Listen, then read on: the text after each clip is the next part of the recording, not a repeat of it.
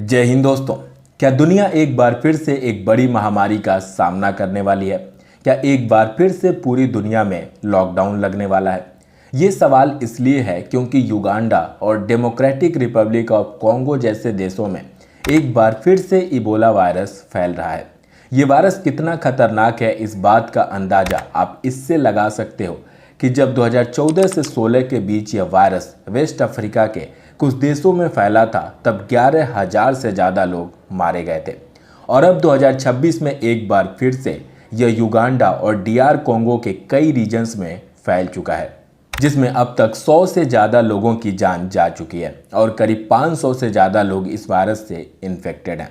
मौजूदा हालात को देखते हुए अब WHO ने भी इसे ग्लोबल हेल्थ इमरजेंसी डिक्लेयर कर दिया है। पहली बार इस वायरस के केसेस 1976 में साउथ सूडान के नजारा में और डीआर कोंगो के एक छोटे से गांव याम्बुकू में मिले थे।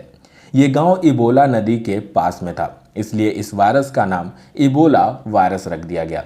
ये वायरस जनरली चमगादड़ों से इंसानों में फैलता है और जब कोई इंसान इस वायरस से इन्फेक्ट होता है तो 21 दिनों के अंदर ही इसके सिम्टम्स दिखने लगते हैं।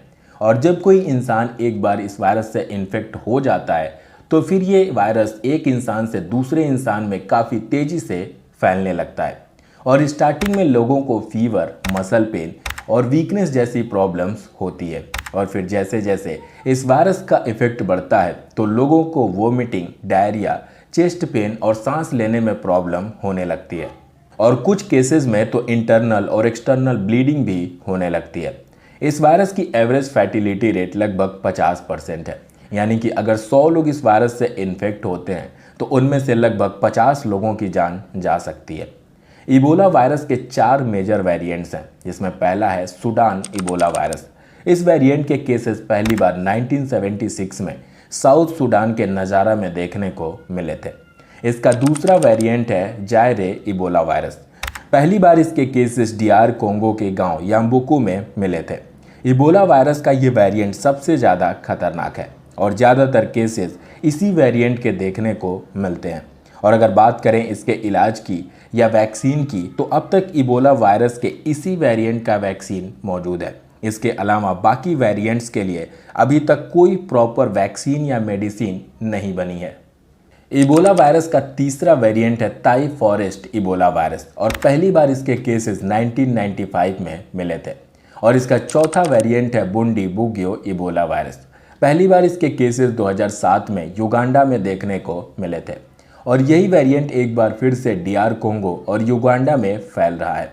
और इबोला वायरस के इस वेरिएंट के लिए अभी तक कोई वैक्सीन या प्रॉपर इलाज भी मौजूद नहीं है और प्रॉपर इलाज ना होने की वजह से ही लोगों को सिर्फ सपोर्टिव ट्रीटमेंट ही दिया जा रहा है। और अब WHO ने भी इसे ग्लोबल हेल्थ इमरजेंसी डिक्लेयर कर दिया है। फिलहाल अगर देखा जाए तो अभी तक इंडिया में इसके केसेस नहीं मिले हैं। ऐसे में आप सबको घबराने की ज़रूरत नहीं है, लेकिन यहाँ मैं आप सबसे ये भी कहना चाहूँगा कि आप सब सतर्क रहें और अपने आसपास की जगहों की साफ सफाई रखें और कोशिश करिए कि चूहों को अपने घर के अंदर आने से रोक सकें, क्योंकि चूहों से हंता वायरस फैल सकता है, जिसके बारे में इस पिछली वीडियो में हमने डिस्कस किया था। इस वीडियो का लिंक मैं नीचे डिस्क्रिप्शन में दे दूंगा, जहां से आप उसे देख सकते हैं। चलिए मिलते हैं अगले वीडियो में, तब तक के लिए जय हिंद, जय भारत।